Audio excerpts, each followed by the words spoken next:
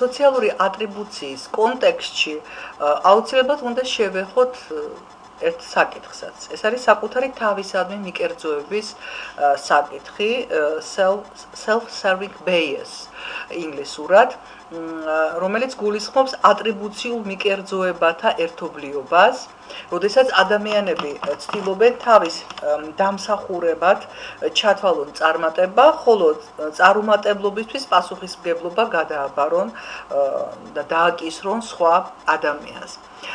ერთ-ერთი ექსპერიმენტის მონაწილეებს თხოვეს რომ კრეატულობის გასაღზო მცდაში მეგობრებთან ან უცნობთან ერთად ჩართული. მეგობართან წყვილად სრულდებოდა ეს დავალება, მეგობართან ან უცნობთან ერთად ჩართულიყვნენ. დავალების შესრულების შემდეგ თითოეულ მონაწილეს მიაწოდეს ჯგუფის წარმატების ან წარუმატებლობის შესახებ ინფორმაცია.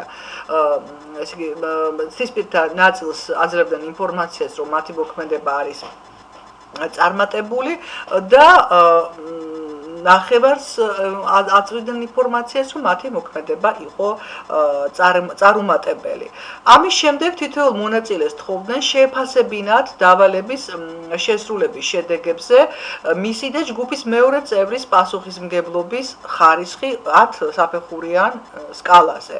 რომლის ერთი უკიდურესი პოზიცია იყო 1 და ის გამოხატავდა პარტნიორის პასუხისმგებლობას, მეორე კი 10, რომელიც გამოხატავდა საკუთარ, ესე იგი თვითონ მოცემული მცდისპირის პასუხისმგებლობას და როგორც აღმოჩნდა ექსპერიმენტის ის მონაწილენი, რომლებიც უცხო პირთან ერთად მონაწილეობდნენ ცდაში, წარმატებას უფრო მეტად მიაწერდნენ საკუთარ თავს, ვიდრე წარუმატებლობას.